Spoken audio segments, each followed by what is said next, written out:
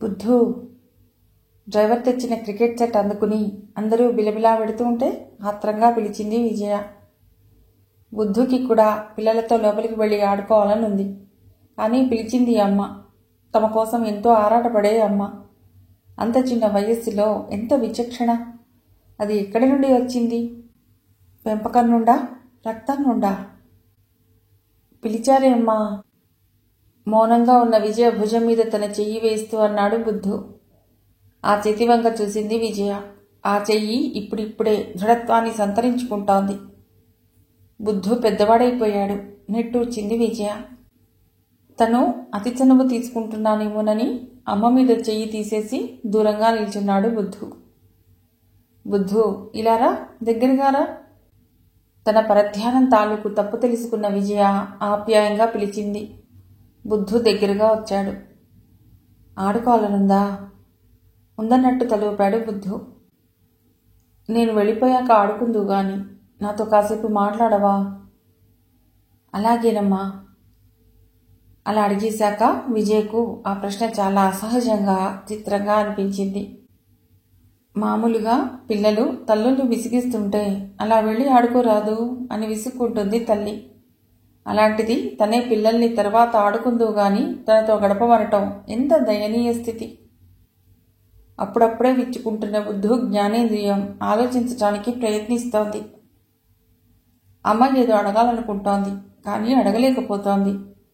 యేసుప్రభు దయ వల్ల ఆమె తనని పెంచుకోవాలని అనుకోవటం లేదు కదా. అలాంటి ఊహ వచ్చిన మరుక్షణంలో అతడి పెదాల మీద విచ్చుకున్న హాసరేఖ మరుక్షణంలో ముడుచుకుపోయింది. ఇన్నాళ్లుగా తనని ఎంతోమంది పెంచుకోవటానికి అడగటం, ఈ బాబుకి తల్లి ఉంది, ఇవ్వటానికి వీలు లేదని సిస్టర్స్ చెప్పటం తను వినకపోలేదు. అలా నిరాశపడ్డ వాడి చిన్న గుండెలో చిన్న ఆశ. అమ్మ అంటే సిస్టర్కి ప్రత్యేకమైన ఇష్టం కదా. అమ్మ అడిగితే కాదనదు. అలా ఆశపడ్డ మరుక్షణంలో వాడినో చేదు నిజం నిరాశపరిచింది. అమ్మ పెంచుకోవాలనుకుంటే గాంధీ ఉన్నాడుగా. వాడంటే అమ్మకు చాలా ఇష్టం. వాడిని కాదని తనని పెంచుకుంటుందా? పైగా వాడు చిన్నవాడు, తెల్లగా బొద్దుగా బాగుంటాడు. క్షణంలో వాడంటే అసూయ కలిగింది బుద్ధుకి. బుద్ధు వెంటనే తనను తాను సంభాళించుకుని తనకి అమ్మ ఉందిట, ఎప్పుడో వస్తుంది అని తన మనసును ఓదార్చుకున్నాడు. అలా ఓదార్చుకుని ఊరుకోలేకపోయాడు బుద్ధు. కల్మషమంటూ తెలియని ఆ వయస్సు అమ్మను నిలదీసి అడగనే అడిగింది. అమ్మా, మీకు గాంధీ అంటే ఎందుకు ఎక్కువ ఇష్టం? బుద్ధుని, గాంధీని ఇంటికి తీసుకువెళ్లే సమయం వస్తే ఎలా పెంచాలి, వాళ్లతో ఎలా మెలగాలి అని ఊహల పొదరిలు నిర్మించుకుంటున్న విజయ ఉలిక్కిపడి వాస్తవంలోకొచ్చింది.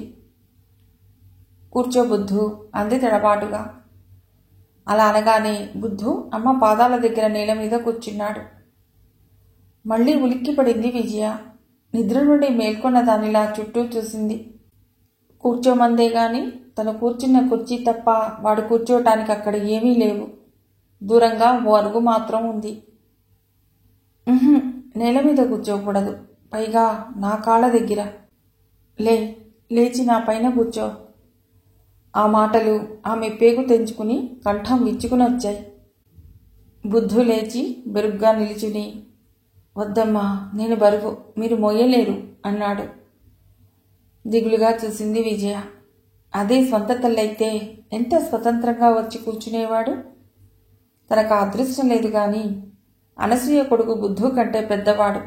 వాడిప్పటికీ తల్లి పక్కలో పడుకోవటం లేదు. అమ్మ తన ప్రశ్నకు జవాబు చెప్పలేదు. మళ్లీ అడగాలనుకున్నా ఆమె ఏమనుకుంటుందోనని అడగలేకపోయాడు బుద్ధు. తన మీద కూర్చోమని అడిగిన ఆమె కోరిక తీర్చలేదు తను. అలా అనుకున్న బుద్ధు ఆమెను సంతోషపరచాలనుకున్నాడో ఏమో. సిస్టర్స్ చెప్పారు, పెద్దవాళ్ల కాళ్ళ దగ్గర కూర్చుంటే, పాదాలు తాకితే ప్రభువు సంతోషిస్తారట, పెద్దవాళ్లు బ్లెస్ చేస్తారట అన్నాడు. విజయ కంటి నిండా నీళ్లు. ఆమె మనస్సు ఆక్రోశిస్తోంది. బుద్ధు, నా తండ్రి, నీకు నా ఆశీస్సులెప్పుడూ ఉంటాయిరా.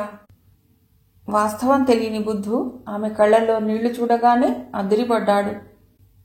ఈరోజు తను అమ్మను బాధపెడుతున్నట్లున్నాడు. లేకపోతే ఆమె అలా ఎందుకుంటుంది? అమ్మ కంట్లో తానెప్పుడైనా నీళ్లు చూశాడా? నిదానంగా బుద్ధు అమ్మ తొడ మీద కూర్చున్నాడు. ఆమె నిశ్చేష్టురాలయ్యింది. సారీ అమ్మా, ఊరికే అడిగాను. గాంధీ ఏమిటి, మీకందరూ ఇష్టమే, లేకపోతే మాకివన్నీ ఎందుకు తెచ్చిస్తారు? ఆమె కంట్లో నుండి కన్నీటి ముత్యాలు తెగి చెంపల మీదకు రాలి కింద పడ్డాయి. బుద్ధు లేత చెయ్యి చెంపల మీద తడిని తుడిచింది. విజయ చప్పున కొడుకు చేతిని ఒక చేత్తో మరో చేత్తో వాణ్ణి పట్టుకుని గుండెలకు అద్దుకుంది. ఆమె కౌగిలిలో బుద్ధు ఉక్కిరి బిక్కిరైపోతున్నాడు. వాడి మెదడు పనిచేస్తోంది. ఎన్ని కోణాల నుండి ఆలోచించినా ఆమె ఈ కట్టుదాటిన ప్రేమకు అర్థం బోధపడలేదు వాడికి. బుద్ధు, బుద్ధు, నువ్వంటే కూడా నాకు చాలా ఇష్టం రా, చాలా ఇష్టం, చాలా ఇష్టం. ఆమె బర్స్ట్ అయ్యింది. అమ్మా! బుద్ధు ఆమె చేతులు తొలగించి లేచి నిల్చుని ఆమె కన్నీళ్లు తుడుస్తూ అన్నాడు. ఎందుకమ్మా ఏడుస్తున్నారు? చెప్పండమ్మా. బుద్ధుని దగ్గరగా లాక్కుని అంది విజయ. ఇది ఏడుపు కాదురా, ఆనందం. నిజం బుద్ధు, ఇది ఆనందం. ఎప్పుడూ ఇలానే ఉండు, దూరంగా ఉండకు. ఉంటావు గదూ? అలాగే అన్నట్టు తలూపాడే గాని వాడి మనస్సులో చాలా ప్రశ్నలు. ఆ ప్రశ్నల్ని వాడు జీర్ణం చేసుకోలేకపోయాడు. అమ్మా, నేను గాంధీ అంటేనే మీకు ఇష్టమా?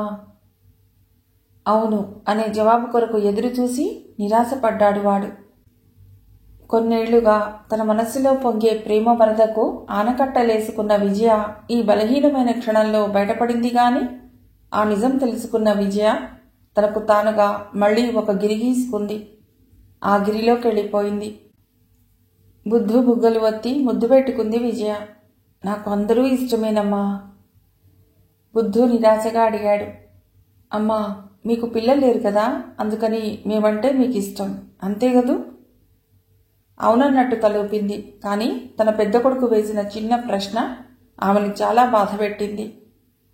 తను ఈ బుద్ధు దృష్టిలో, ఈ హోంలో ప్రతి బిడ్డ దృష్టిలో గొడ్రాలు. తను బిడ్డలున్న గొడ్రాలు. ఆమె కంట్లో మరో కన్నీటి బిందువు. ఏమిటిది, మాటి మాటికి ఇలా ఏడుస్తారెందుకు? అంకులేదో అనుంటారు ఈరోజు. నిర్ధారణకొచ్చేశాడు బుద్ధు. సిస్టర్స్ రూమ్ నుండి బయటకొచ్చిన సిస్టర్ సూజన్ విజయ దగ్గరకు రాబోయి ఆగింది. పోనీ పాపం, తన బిడ్డతో కాసేపు గడపని అనుకుని లోపలికి వెళ్ళిపోయింది. సర్వం త్యజించిన నర్న్స్ వాళ్ళు. కానీ చిత్రం, వాళ్ళు ఆ సామాజిక విలువల్ని గౌరవిస్తారు.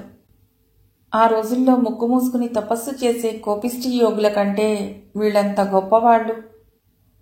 ఈసారి విజయ తన కన్నీళ్లు తానే తుడుచుకుంది.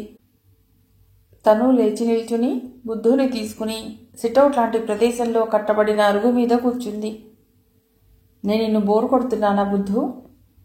లేదు లేదు, అలా అడ్డంగా ఏమాత్రం ఆలస్యం చేయకుండా తిప్పాడు బుద్ధు. నిజానికి వాడికి వెళ్ళి ఆడుకోవాలనే ఉంది. కానీ తప్పదు కదా. తనకింత చేసి అమ్మ మనస్సు బాగులేకపోతే ఆమెను ఓదార్చవలసిన బాధ్యత తన మీద లేదు. తన మనసును తాను మందలించుకున్నాడు బుద్ధు. అలా ప్రతి ఒక్కరూ కోతిలా గెంతులేసే తమ మనస్సుల్ని ఇలా మందలించుకుంటే సమాజం ఎంత బాగుంటుంది. చటుక్కున లేచి పరుగుపెట్టి అటువైపుగా వెడుతున్న గాంధీ చేయి పట్టుకుని లాక్కొచ్చాడు బుద్ధు. అలా చేస్తే అమ్మ ఆనందిస్తుందనుకున్నాడు వాడు. గాంధీ బిత్తరపోయినట్టు చూశాడు. గాంధీని దగ్గరకు లాక్కోవటానికి ధైర్యం చాలటం లేదు విజయకు. మెరిసేవాడి పెద్ద పెద్ద కళ్ళు విజయని భయపెడతాయి. ఇక్కడే ఉండు, అమ్మ మనసు బాగోలేదు. ఎదిగి ఎదగని బుద్ధుకి ఏం మాట్లాడితే ఆమె ఆనందిస్తుందో అర్థం కావటం లేదు. నే పోతా. ఏ, అమ్మ తెచ్చిన చాక్లెట్లు తింటావా బాగా? ఇక తిన్ను. బెదిరిపోయింది విజయ. తనకేదో చెయ్యాలని బుద్ధు గాంధీని తనకి దూరం చేయటం లేదు కదా. వద్దులేమ్మా, వెళ్ళని, ఆడుకోని అంది విజయ. గాంధీ కోపం కాస్త తగ్గింది. మీ అమ్మ ఇలా ఉంటే ఆటలకు వెళ్తావా నువ్వు? రోషంగా అన్నాడు బుద్ధు. వెళ్ళను, సంకోచం లేకుండా జవాబిచ్చాడు. ఎందుకని? తన పెద్ద పెద్ద గుడ్లు పైకెత్తి వాల్చాడు గాంధీ. ఆమె మా అమ్మ, ఇంకా రోషంగా చెప్పాడు గాంధీ. మహా అమ్మ, నేను ఇక్కడ వదిలేసి వెళ్ళలేదు. ఎప్పుడైనా వచ్చిందా నిన్ను చూడ్డానికి? మహా గొప్ప చెప్తున్నావు. వస్తుంది, ఖచ్చితంగా చెప్పాడు గాంధీ. అప్పటికప్పుడే ఏదో మాట్లాడి ఆ టాపిక్ని మార్చాలనుకుంటున్న విజయకు వాళ్ళు ఆ అవకాశం ఇవ్వటం లేదు. వస్తే వెడతావా? వెళ్తా. సిగ్గులేదు? ఎందుకు? నిన్నిక్కడ వదిలేసి వెళ్ళిపోయింది కదా, పిలవగానే వెళ్ళిపోతావా? వెళ్తాను. కోపం లేదు నీకు ఆమె మీద? ఎందుకు? నేను వదిలేసినందుకు. ఏం కష్టం వచ్చిందో అమ్మకు. అంతవరకు శ్రోతగా ఉన్న విజయ్ గుండెల్లో ఆనందం. గాంధీ కూడా పర్వాలేదు, అర్థం చేసుకునే మనిషిగా ఎదుగుతున్నాడు. చాలు చాలు, ఇప్పుడు వీళ్ళని తీసుకెళ్ళి మళ్ళీ తమ కుళ్ళు జీవితాల్లోకి నెట్టకూడదు.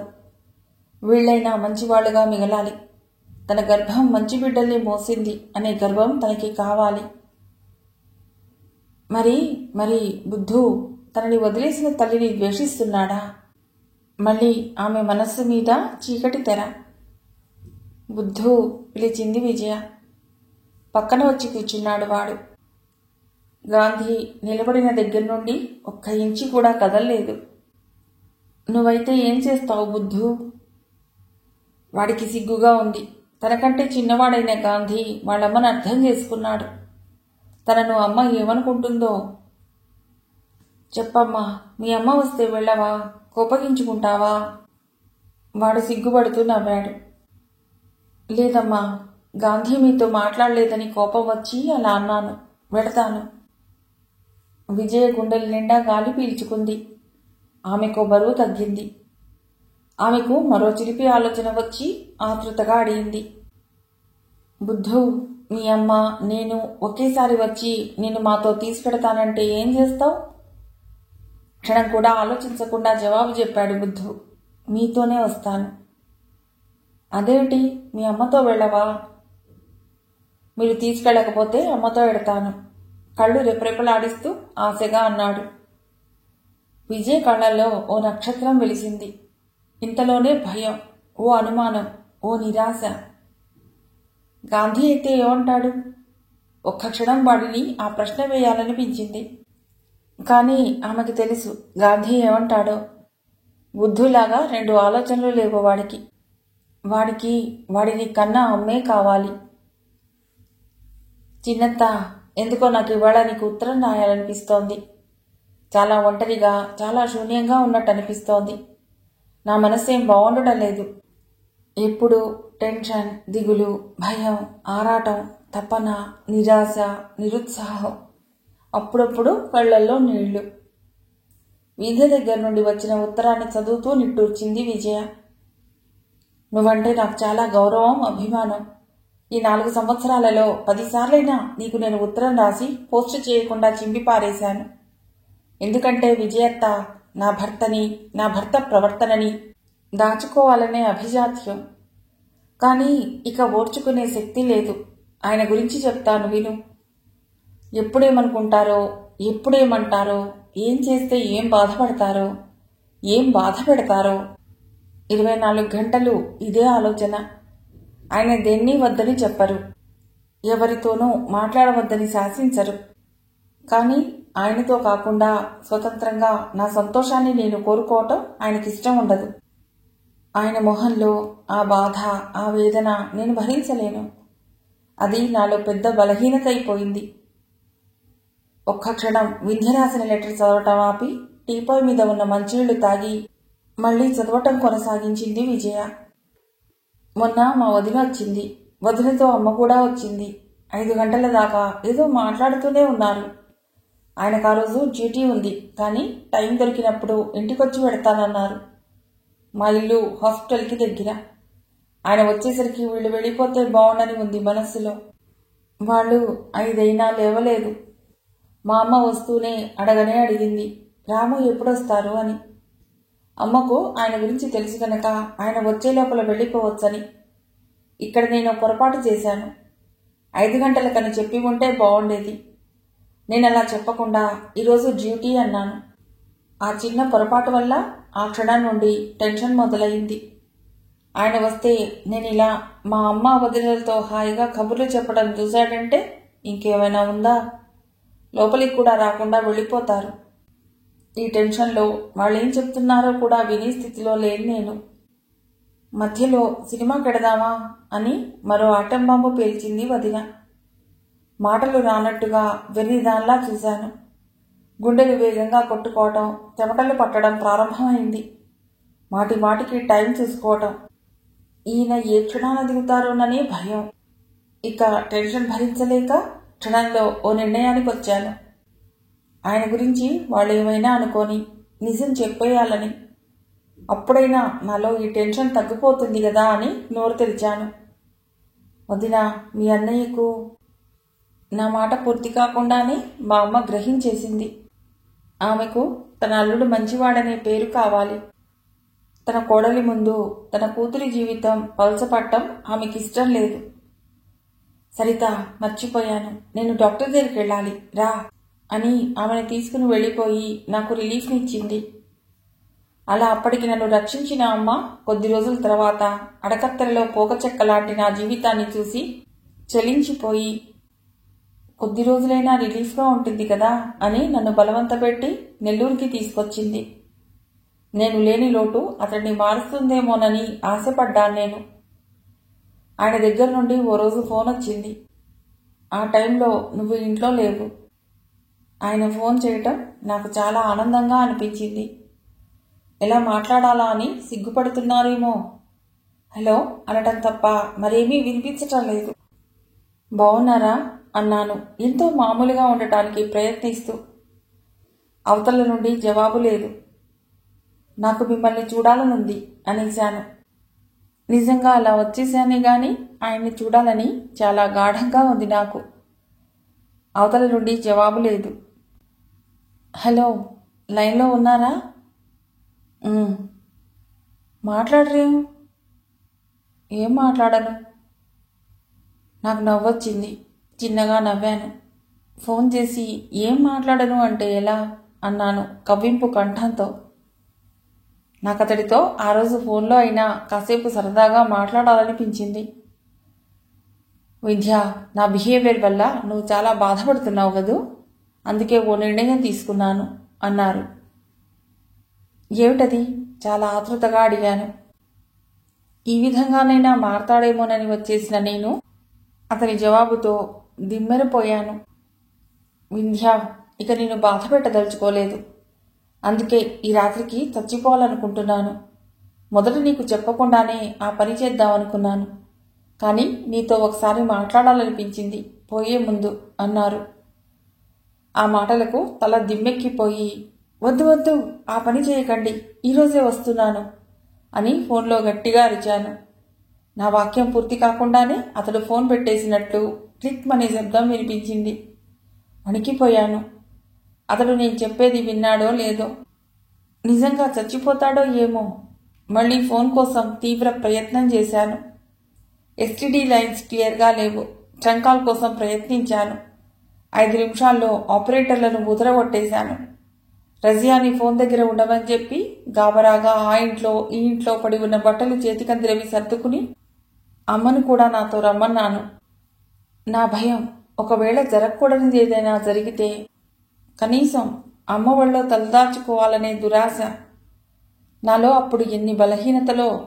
అతడు ఏదైనా చేసుకుంటాడేమోననే గాఢమైన శంక. నెల్లూరు నుండి విశాఖపట్టణానికి 12 గంటల ప్రయాణం. మళ్ళీ ఫోన్ దగ్గరకు పరిగెత్తాను. ఆపరేటర్ ఫోన్ లైన్లు ఇంకా క్లియర్ కాలేదని చెప్పడంతో రజియాను అక్కడే కూర్చోమని చెప్పి తులసత్త దగ్గరకు పరిగెత్తి నేను వెళ్ళిపోతున్నానని చెప్పి రాజును కేకేసి టాక్సీ తీసుకురమ్మని చెప్పాను.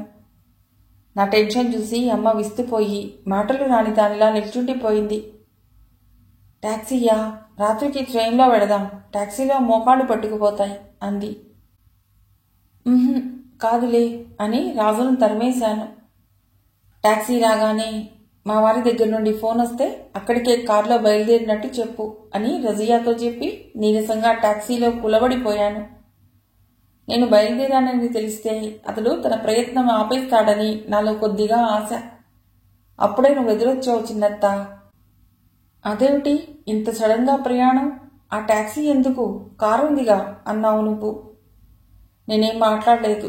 అమ్మ ఏమనుకుందో ముభావంగా కారెక్కింది. టెన్షన్ తట్టుకోలేక కారులో జరిగిన విషయం చెప్పానమ్మకు. 12 గంటల ప్రయాణంలో నేను అనుభవించిన నరకం మాటల్లో చెప్పలేను. ఇంటి గుమ్మం ముందు అంతా నిర్మానుష్యంగా ఉంది. అయినా భయమే. కారు ఇంజిన్ ఆపకముందే డోర్ తీసుకుని దూకేశాను. ఇంట్లోకి పరిగెత్తాను. ఆయన చేతులు చాపారు. పరిగెట్టి ఆయన చేతుల్లో ఒదిగిపోయాను. ఇంకెప్పుడు ఇలా చేయకండి అని ఆయనను చుట్టుకుపోయి ఏడ్చేశాను. ఇంకెప్పుడు చేయను అన్నారు. ఆయన కౌగిలిలో 12 గంటలు నేను అనుభవించిన నరకానికి మంచి మందు దొరికినట్లయింది. ఆయన కూడా ఏడ్చారు.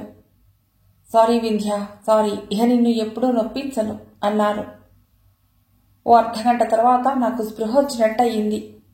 ఉండండి, ఇప్పుడే వస్తాను అని బయటికొచ్చాను. అమ్మ పాపం ముత్తక అనుకుని నిల్చుంది. ఇంట్లోకి కూడా రాలేదు.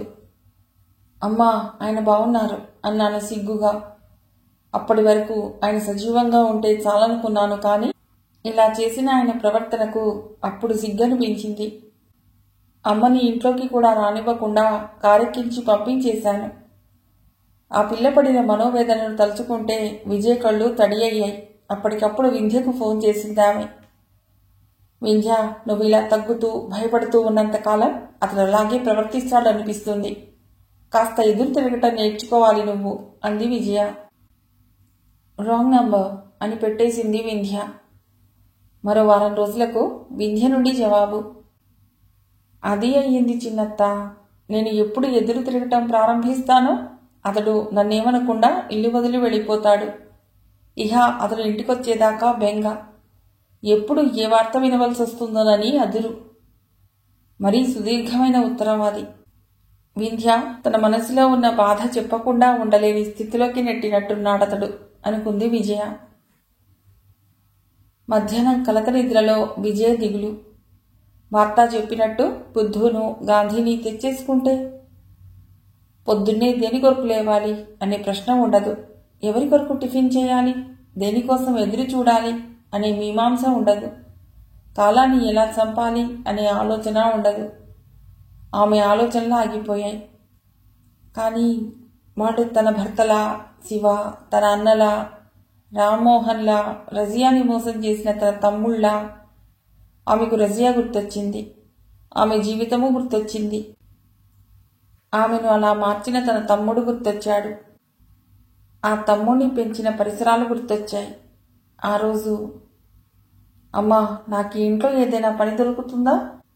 విజయ, తులసి పెద్ద కోడలు సౌజన్య వరండాలో చిన్న పేర్పెట్ వాల్ మీద కూర్చుని కబుర్లు చెప్పుకుంటున్నప్పుడు వచ్చిందామె, చేతిలో 10 రోజుల పసిబిడ్డతో. తులసి వెంటనే అనేసింది, ఇక్కడేం పనిలేదు, వెళ్ళు. ఆమె నీరసంగా వెళ్ళిపోయింది. విజయ వడివడిగా కాంపౌండ్ దాటి బయటకెళ్ళింది. మండు టెండలో తల్లి పవిట చాటున ఏడుస్తున్న పసిబిడ్డ. లోపలికి రా పిలిచింది విజయ. ఆ పిల్ల కళ్ళు ఆశగా మెరిశాయి. విజయ వెంట నడిచి లోపలికొచ్చి అలాగే బెరుగ్గా నిల్చుంది. కూర్చో అలా అన్నదే తొందర ఆ అమ్మాయి కూర్చుంది. నీకెవరూ లేరా? లేరన్నట్టు తల అడ్డంగా ఊపింది. నీ భర్త ఏం చేస్తున్నాడు? తెలీదు, దిగులుగా అంది రజియా. విజయకు కొంత అర్థమైంది. బాధ్యత స్వీకరించని భర్త అయి ఉంటాడు. సరే లోపలికి రా, ఓ నెల ఇక్కడుండు. నీకు నేను, నాకు నువ్వు నచ్చితే ఇక్కడే ఉండిపోదు. లేకపోతే ఈ లోపల నువ్వు మరో మార్గం చూసుకోవాల్సి ఉంటుంది. అలాగే, ఆకలి తీరను, ఇంత తిండి ఉంటే చాలన్నట్టుగా ఉందామె. వంటామెతో రజియాకి ఏం కావాలో చూడమని చెప్పింది విజయ. రజియా బిడ్డ ఏడుపు ఆమెకు పిల్లల్ని గుర్తు తెచ్చింది. బిడ్డకు పాలిస్తున్న రజియాను చూస్తుంటే తను బలవంతంగా ఎండబెట్టిన తన ఎదలో మొలిచిన అనుభూతి ఆమెలో అలజడిని రేపింది. ఆ రోజు నవంబర్ 1 ఆంధ్ర రాష్ట్ర అవతరణ దినోత్సవం. మదర్ థెరీసా నిర్మల్ హోంలో పిల్లలంతా చాలా ఉత్సాహంగా ఉన్నారు. ఈరోజు వాళ్ళని మైపాడు బీచ్కి తీసుకెడతామని చెప్పారు. సిస్టర్ సూజన్, విజయ, కెమెరా తినటానికి మరమరాలతో చేసిన ముద్దలు, జంతికలు, పులిహోర, మసాలా గారెలు కూడా తెచ్చింది. తరచుగా తమకు ఈ హోంలో బిస్కెట్లు, చాక్లెట్లు పెడతారు గాని ఇలాంటి ఇంటి వంటలు రుచి చూడటం ఇప్పుడు అరుదుగా ఇలా ఎవరైనా తెస్తే తప్ప కుదరదు. హోంలో అలాంటి వంటలు చేయటం వీలు కాదు. వాడు అలా సంబరంగా కదలబోయే టైంకి 3 వ్యక్తులు ఆ హోంలో అడుగుపెట్టారు. 30-40 మధ్య ఉంటుంది వయస్సు. తెల్లగా, అందంగా, టీవీగా ఉన్న ఆ 3 యువకులు సిస్టర్ మార్తా దగ్గరగా నడిచి వచ్చి విష్ చేశారు. వాళ్ళని విష్ చేసి కూర్చోమందామే. నా పేరు కిరణ్, ఇతడు శశికాంత్, నా 2వ తమ్ముడు. వీడు నా 3వ తమ్ముడు శ్రీచరణ్. మేము కొఠారి గారి కొరకు వచ్చాము. అంతవరకు నిరాసక్తంగా వింటున్న ఆమె ముందుకు వంగింది. మీరాయనకి ఏమవుతారు? ఆయన మా తండ్రి. విసురుగా తలెత్తింది మార్తా. ఆయన చూడటానికి వచ్చాం, చిన్న కొడుకు అన్నాడు. ఆయన ఎంత చెప్పినా వినకుండా వచ్చారు. మధ్య కొడుకు నసిగాడు. మాకు తీరని పనులు. నేను ఆల్ ఇండియా స్టీల్ కంపెనీలో బాధ్యత గల ఉద్యోగిని. వాడు ఓ ప్రైవేట్ కంపెనీకి ఆడిటర్. Sricharan busy doctor. మేమంతా హైదరాబాద్లో ఉంటున్నాం. మా నాన్న చేసిన పని మాకు నచ్చలేదు. ఆయనకన్నీ సవ్యంగా అమరుస్తూనే ఉన్నాం. ఆయన కోసం అప్పటి నుండి వెతుకుతూనే ఉన్నాం. ఇక్కడున్నారని నెల క్రితం తెలిసింది. ఎప్పటికప్పుడే వచ్చి తీసుకెడదాం అనుకున్నాం కానీ కుదరలేదు అన్నాడు పెద్ద కొడుకు. కుదరలేదా? ఎక్కడా చెప్పండి. అసలు మాకు భార్యాబిడ్డలతో గడిపే టైం ఉండదు. మీరు భార్యాబిడ్డలతోనే మాట్లాడరా? రోజుకు ఒక్కసారైనా? వాళ్ళు మాట్లాడలేదు, తల వంచుకున్నారు. నిజమే, భార్యాబిడ్డలతో మాట్లాడటానికే తీరికలేని మీకు తన్నిని చూడటానికి తీరికెక్కడుంటుందిలేండి. కొఠారి కథ చాలా చిత్రమైనది. అతడు కోటీశ్వరుడు, పుట్టుకతో కోటీశ్వరుడు. తన తల్లిదండ్రులు ఇచ్చిన ఆస్తిని కరగదీసి తన సంతోషాలకు, తన నిషాలకు ఖర్చు పెట్టుకోలేదు ఆయన. తన వాళ్ళిచ్చిన ఆస్తికి మరికొంత కలిపి బిడ్డలకిచ్చాడు. పైగా వాళ్ళని బాగా చదివించాడు. ఎంత ఆస్తి ఉన్నా అతడు చాలా నిరాడంబరుడు. ఒకరికి సహాయం చేసే తత్వం. మనిషికి మనిషి సహాయం చేయొచ్చు కానీ అది చేసే ముందు వారి అంతస్తేమిటో కాస్త ఆలోచించి చేస్తే బాగుంటుంది అంటారు కొడుకులు. నేనేం చేశాన్రా అని వాపోతూ అతడి కొడుకుల దృష్టిలో వారిని తలుచుకునేలా చేసే పనులు చాలానే చేస్తున్నాడు కొఠారి. అందులో ఒకటి, ఏ గుడిసెలో అయినా ఓ శవం లేస్తే వాళ్ల దుఃఖంలో పాలు పంచుకుంటాడు. వాళ్లతో పాటే శ్మశానం దాకా నడుస్తాడు. అలా నడిచిపోవలసిన కర్మ నీకేం పట్టింది? ఇంట్లో 4 కార్లున్నాయి అంటారు వాళ్ళు. వెల్ మిస్టర్ చరణ్, అతడు ఇష్టపడితే మీరు మీతో పాటు తీసుకెళ్లొచ్చు అంది మార్తా. థ్యాంక్స్, కానీ ఆయన ఎక్కడున్నారు? అదో ఆ రూంలో ఉన్నారు. మీరు మీ తండ్రిని గుర్తుపట్టగలరనుకుంటాను. ఓకే అని కదిలారు 3 కాస్త గిల్టీగా. అంతవరకు తమ సంతోష సమయంలో వాళ్లు వచ్చి తమ కాలాన్ని వృధా చేస్తున్నందుకు అసహనంగా వదులుతున్న పిల్లలు గాలి పీల్చుకున్నారు. వాళ్ళు వెళ్లిపోయినా సిస్టర్ సుపీరియర్ తన ఆఫీస్ రూమ్ నుండి కదలకపోవటంతో మెల్లిగా అందరూ విజయ్ చుట్టూ చేరారు. కొఠారి 3 కొడుకులు తిరిగొచ్చారు. ఏమన్నారు? చాలా నిదానంగా అడుగుతోంది మార్తా. రారంట. పోనీ ఆయనకే విధంగా బాగుంటుందో ఆ విధంగా చేస్తామని చెప్పకపోయారా? ఆయనకు ప్రేమ కావాలట, స్వేచ్ఛ కావాలట, మా ఆదరణ కావాలట. అంగట్లో దొరికే వస్తువులా అవి? మేమసలే పనివత్తిడిలో మనశ్శాంతిని కోల్పోతుంటే 3వ కొడుకు విసుక్కున్నాడు. సిస్టర్ మాట్లాడలేదు. ఒక వయసు అయ్యాక కృష్ణారామ అనుకుంటూ కూర్చోవాలి, లేదా టీవీ చూసుకోవాలి. నౌకర్లు అన్నీ అమరుస్తుంటే ఈయన గారికి అక్కడ బాగోలేదుట, ఇక్కడ బాగుందిట. కోపంగా, వ్యంగ్యంగా, నిష్ఠురంగా అన్న పెద్ద కొడుకు వంక నిశితంగా చూసింది మార్తా. ఆయన కోరే ప్రేమ, స్వేచ్ఛ ఇక్కడ దొరుకుతున్నాయటనా? ఆయన మాటలు కాకపోతే ఇక్కడ పొట్ట కొరకు పాకులాడటానికే సరిపోతుంది. ఇహ ప్రేమ, స్వేచ్ఛ వీటి గురించి ఆలోచన ఎక్కడ నుండి వస్తుంది? ఓకే, బుజ్జగించి చెప్పకపోయారా ఆయనకు ఎలా కావాలో అలా చేస్తామని? ఆయన కోరే హిరణ్యాక్షవరాలు తీర్చాలంటే దట్ ఈస్ ప్రాక్టికలీ ఇంపాసిబుల్ అయితే ఏం నిర్ణయించుకున్నారు? పెద్ద కొడుకు పెద్ద నోట్ల కట్ట తీసి టేబుల్ మీద ఉంచాడు. ఆ కట్ట వైపు అతడి వైపు చాలా తీక్షణంగా చూసింది మార్తా. మీరు తీసుకోలేని బాధ్యత మీరు ఇచ్చే డబ్బు తీసుకుంటుందని నేను అనుకోను. పోనీ మీ హోం కుంచండి, రెండో కొడుకు అన్నాడు. తండ్రిని ఉద్ధరించలేని మీరు ఈ హోంను ఉద్ధరిస్తారనటం చాలా ఫనీ థింగ్, మార్తా తీవ్రంగానే అంది. కొఠారీ గారి ముగ్గురు కొడుకులు చాలా కోపంగా అవమానించబడ్డట్టుగా మదర్ థెరీసా హోం దాటారు. మార్తాతో పాటు బస్సులో కూర్చున్న పిల్లలు చాలా ఆనందంగా ఉన్నారు. అక్కడున్న చాలా మంది పిల్లలకు సముద్రం చూడటం అనేది అదే మొదటిసారి. ఆ పిల్లల మధ్యగా విశాలమైన ఆ పొడి ఇసుకలో, పొంగి పొరలే కెరటాలలో, ఆ కెరటాలలో తడిచే తడి ఇసుకలో పాపల్లో పాపగా సర్వ దిగుళ్ళు మర్చిపోయి కేరింతలు కొడుతున్న విజయ షాక్ తగిలినట్లుగా ఆగిపోయింది. ఆమెకు క్షణం సర్వం అయోమయమైపోయింది. లేకపోతే విజయవాడలో ఉన్న తన తమ్ముడు, అతడి శ్రీమతి హఠాత్తుగా ఈ మైపాడు బీచ్లో కనిపించడం ఏమిటి? తప్పించుకోవటానికి సమయం లేదు, దాక్కోవటానికి స్థలం లేదు. విజయక్క, నువ్విక్కడా? మైపాడు బీచ్లో విజయను చూసిన ఆమె తమ్ముడు ప్రసాద్ ఆశ్చర్యపోయాడు. తమ్ముడికి ఏం చెప్పాలా అనే ఆలోచనలో మునిగిపోయింది విజయ. తిరుపతి వెడుతూ మిమ్మల్ని చూడాలని దిగాం అంది కరుణ. విజయకు ఇంకా స్పృహ రాలేదు. మేమొచ్చేసరికి నువ్వు ఇంట్లో లేవు. తులసక్కను అడిగితే నువ్వెక్కడికి వెళ్ళావో తెలియదంది. సాయంత్రానికి కానీ రావు అని చెప్పమంది.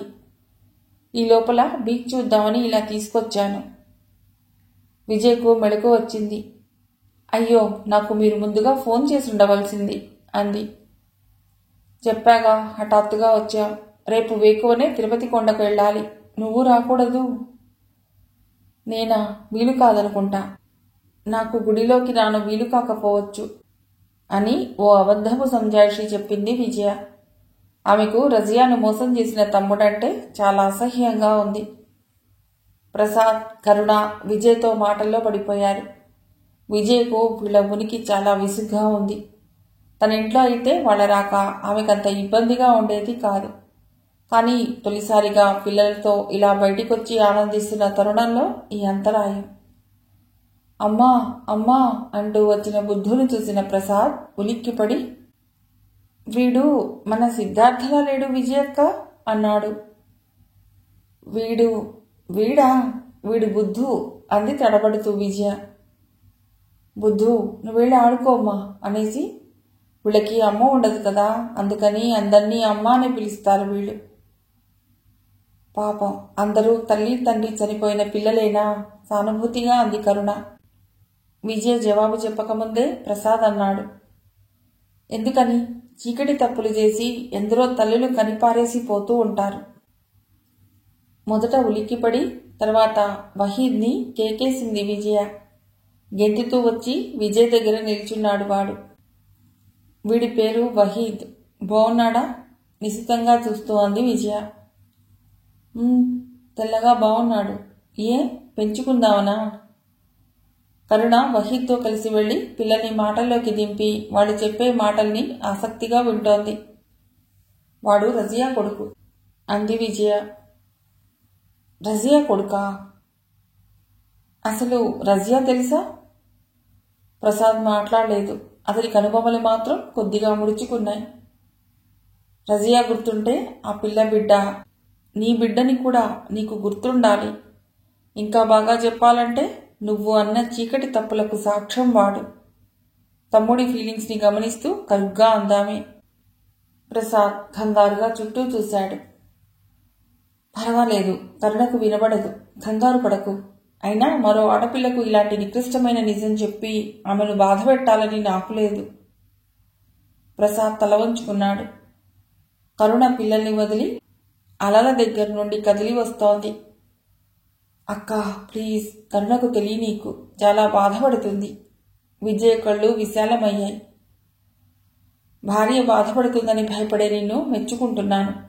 కానీ ఇలాగే కొన్ని సంవత్సరాల క్రితం రజియా బాధపడుతుందనుకుని ఉంటే ఈరోజు అనాథాశ్రమంలో వహీద్ అనే బిడ్డ పెరిగేవాడు కాదు. ఓ అనాథను సృష్టించావు నువ్వు. వదినా, పాపం, ఈ పిల్లలు ఎంత దురదృష్టవంతులు. అదిగో ఆ బొద్దుగా చిన్నగా ఉన్నాడే గాంధీ అట వాడి పేరు. ఎంత బాధపడుతున్నాడని, తనకి తల్లి తండ్రి లేరని అంటూ వచ్చిన మరదలి ముందు ఇహ ప్రసక్తి తేలేదు విజయ. తమ్ముడితో, తమ్ముడి భార్యతో తప్పనిసరిగా తిరుగు ప్రయాణమై వస్తున్న విజయ మనస్సులో కరుణ అన్న మాటలే ప్రతిధ్వనిస్తున్నాయి. అదిగో ఆ బొద్దుగా చిన్నగా ఉన్నాడే గాంధీ అట వాడి పేరు. ఎంత బాధపడుతున్నాడని, తనకి తల్లి తండ్రి లేరని. ఎంత విదిలించుకున్నా గాంధీ గురించి మరదలు అన్న వాక్యాలు విజయను తరుముతున్నాయి. తమ్ముడు కరుణ ఏదో మాట్లాడుతూనే ఉన్నాడు. ఆమె ఊకొడుతూనే ఉంది. కానీ ఆమె మనస్సు రెండు విధాలుగా ఈరోజు తీవ్రంగా క్షోభపడింది. మొదటిది, పిల్లలతో ఆ సముద్రం ఒడ్డున సాయంత్రం వరకు ఉందామని వచ్చిన ఆమె తప్పనిసరిగా మధ్యలో తిరిగి రావాల్సి వచ్చింది. తన బానిస మనస్తత్వానికి ఆమెకే అసహ్యం వేస్తోంది. రెండవది, కరుణ తెలుసుకుని తనకు చెప్పిన గాంధీ మనస్తత్వం, తనకు ఇదివరకే తెలిసిన వాడి మనస్తత్వం. పోనీ వాడినన్నా తెచ్చేసుకుంటే? మళ్ళీ అదే ఆలోచన, వాడు చెడిపోతాడేమో. అక్కడే ఆమె ఆలోచనలు తెగిపోతాయి. వారిని అతి ఉన్నతులుగా చూడాలనే బలమైన కోరికతోనే ఆమె ఇంతవరకు ఎప్పటికప్పుడు నిగ్రహించుకుంటోంది. డాక్టర్ జయలక్ష్మి అన్నట్టు విజయ అతిగా ఆలోచిస్తుందేమో. అది ఒక మానసిక రుగ్మత కావచ్చు. కారు ఆగింది. ఇక్కడ ఆపావేం? చుట్టూ చూస్తూ అంది విజయ. సరిగ్గా తులసి వాకిటి ముందు కారు ఆగి ఉంది. ఉండు, తులసక్కకు చెప్పి వస్తాను అని దిగిపోయాడు ప్రసాద్. నువ్వు దిగు కరుణ, నేను వస్తాను పదా అని కరుణతో పాటు తను దిగింది విజయ. సిటౌట్ మెట్లెక్కి సింహద్వారం దాటి లివింగ్ హాల్లో అడుగుపెట్టిన విజయకు టీపాయ్ మీద ఎవరో తినగా సగం సగం వదిలేసిన స్వీట్స్తో 10-12 ప్లేట్లు కనబడ్డాయి. ఎవరో గెస్ట్ వచ్చుంటారనుకుంది. పొద్దున్న తులసి వదిన అన్నది, భావనను చూడను పెళ్లివారు వస్తారని. బహుశా వచ్చి వెళ్ళినట్టున్నారు అంది కరుణ లోపలికి నడుస్తూ. మిగిలిన కథ తర్వాతి భాగంలో.